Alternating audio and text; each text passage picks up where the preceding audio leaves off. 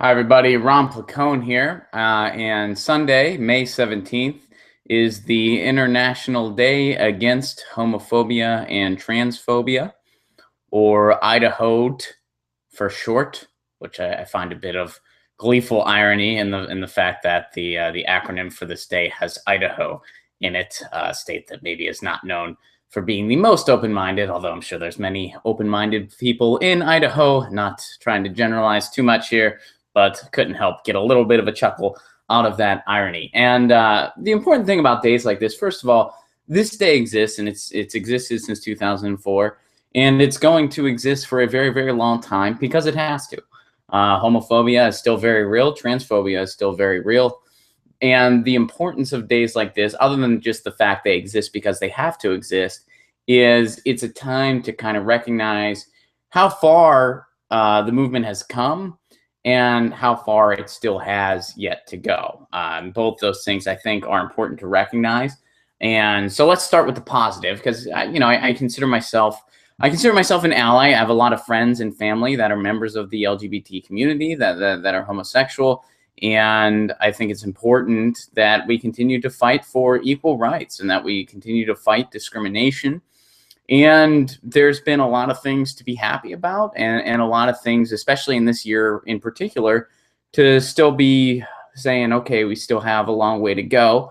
But let's start on the positives first, some of the progress we've made. And I'd like to read Obama's statement regarding this day. He made this statement on Saturday, May 16th. Michelle and I join our fellow Americans and others around the world in commemorating the International Day Against Homophobia and Transphobia.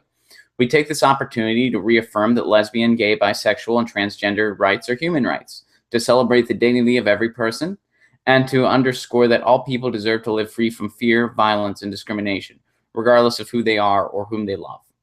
We work toward this goal every day. Here at home, we are working to end bias-motivated violence, combat discrimination in the workplace, and address the specific needs of transgender persons. Overseas, I am proud of the steps that the United States has taken to prioritize the protection and promotion of LGBT rights in our diplomacy and global outreach. There is much more to do, and this fight for equality will not be won in a day. But we will keep working at home and abroad, and we will keep fighting for however long it takes until we are able to live free and equal in dignity and rights. Those are Obama's words in regards to this day. Now, in terms of how far we've come, I think about when I was in college. I was in college during the Bush administration, and I dated a person that was bisexual, and that she was active in the LGBT communities on campus, the LGBTQ communities on campus. Actually, that's a lot of times people forget that because the five letters make it a bit more awkward. But so she was very active in that. And I remember the types of issues they were bringing up, the types of policies they were trying to fight for. And the one thing that's kind of a bit reassuring is that we've come so far since then. And in terms of what Obama just said, they are just words, sure, but something like that would have never been said an administration ago. I mean, that's something that the Bush administration would have never said anything close to that. The Bush administration would not have even recognized this day.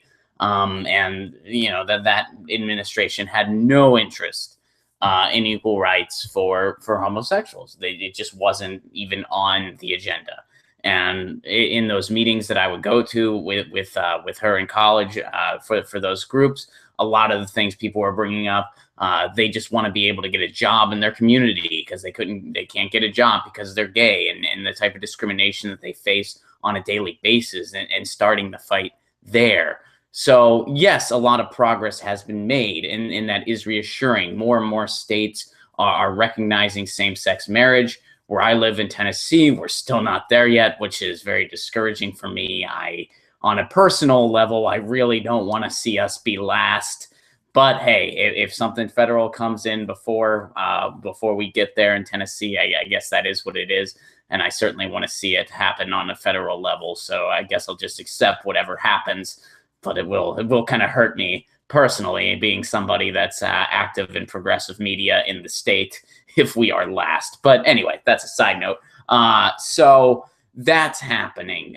There's also been more and more progress being made. I mean, even on the right, people are recognizing that yes, I would go to a gay wedding if a friend of mine that was gay was getting married, even though some people on the right, they still have opposition to it. And more polls out there are indicating that the majority of Americans do favor same-sex marriage. The majority of Americans have evolved a lot on these issues, even those that do practice religious narratives that still have some opposition to homosexuality. And I think that's a reflection of more and more people are incorporating with the gay members of their community. And I know that's a pretty simplistic way to look at it, but I really don't think it's much more complicated than that in regards to why people are moving forward. I think about myself. When I was young, I had family friends, still are family friends that are gay, and I had a lot of gay people in my life. So even at a young age, I realized what that was, and I guess I didn't fully understand it when I was really young. But then as I got older and I was in high school and stuff like that, and I had other friends that were gay, it was really odd to me because I went to a Catholic school, and it was very bizarre to me when we would get these lessons about how homosexuality is a sin, how gay people are going to hell, and that never made sense to me. And I had a problem with it right off the bat. And I think largely because I knew a lot of gay people. And I'm like, these are great people. And also it never made sense to me because I knew that being gay was not something I could just choose to do if I wanted to. I was like, I don't think it's a choice, because I certainly couldn't choose to be gay. So I don't think it's a choice. I think it's the way you're born. So why? And now there's a lot of science that supports that. So even back then, it was odd to me. And I think using that as an example, as a case or whatever, more and more people that maybe they were taught a certain thing, but then they meet gay people in their community and they realize this isn't about like religious narratives that I was taught. This is about, my gay friend so-and-so not being able to have the same rights as me when it comes to their significant other or their loved one, just because of the fact that they're gay. And I don't like that. I think more and more people are seeing that because they see those people in their communities. So I think that's definitely a positive. And I think we got to continue moving forward on that. Now, to go over to the other side, because well, Ron, it looks like flowers and roses now. I guess homophobia is over. No, it's not. I wish that was the case, but far from it. We're certainly not there yet. Don't want to come off as too positive here. There's still a long way to go. I mentioned before the groups that I would go to with my bisexual girlfriend in college. There's still people that face those problems that they talked about years ago. There's still communities that you can't get a job because you're gay. That still goes on.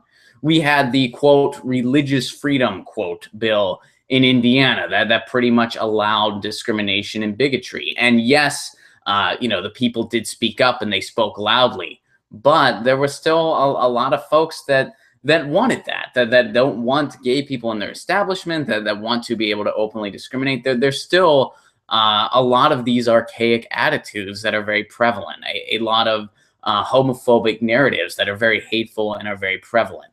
So yes, we've come a long way compared to where we were, but there's still a long fight to be had. And, like Obama said, this is not going to be solved in a day. I think in a lot of ways, this is not going to be solved in a lifetime. But we have moved forward and we need to continue moving forward, but we need to continue to recognize that there's still a long way to go. And I don't think that the solution is demonizing people of certain faiths that we don't agree with, as much as it is kind of showing them, look, this is what you're really subscribing to. This is the message that you're kind of sending out when you're saying that homosexuality is a sin and this and that, or gay people are, they're going to be condemned or this or that. And you have to kind of say, like, look, there's scientific evidence that this is how people are born, which there is. Maybe you need to kind of evolve with all this. And some people, a lot of people have made the choice to do that. A lot still haven't. But I think that there's a lot of progress has been made. But the fact that you see something like the RFRA in 2015 is evidence that there's still a very, very long way to go. And there still are a lot of fringe groups out there that are pushing very homophobic agendas. Now, they are becoming more and more the minority. There, it used to be homophobia was pretty much a political platform. It still is. It still is. We haven't gotten past that yet, but it's a much less effective one than it used to be. That's evident in the past couple elections. That's evident in a lot of opinion polls. So yes, we have come forward, but I think more and more people, first of all, are somebody of faith that doesn't entertain a homophobic narrative. You need to speak up within your communities. You need to say, you know what, this is how I feel. This is important. We need to start moving forward. You really need to do that. Because that's the only way things are going to move forward. And that's why I had a little while ago, I talked about the Pope, how, you know, the Pope says all these nice things. Meanwhile, you don't see any huge changes at the Vatican or anything like that. Well, it's time to act. It's time to really confront the powers that be. It's time to really confront the people that have these homophobic narratives that they're still holding on to and saying, look, you know, these are people in our community, and if human history has taught us anything, it's taught us that, you know, it doesn't really benefit anyone when other groups of people are marginalized just because of who they are. So yeah, there's some things to smile about, some things to not be so smiley about, but it's important to recognize that on a day like today. So so happy International Day Against Homophobia and Transphobia. It's quite it's not the most easiest day to say. But it's an important day to recognize the LGBTQ communities out there in our world. And I wish a happy one to you and yours. This is Placone signing out.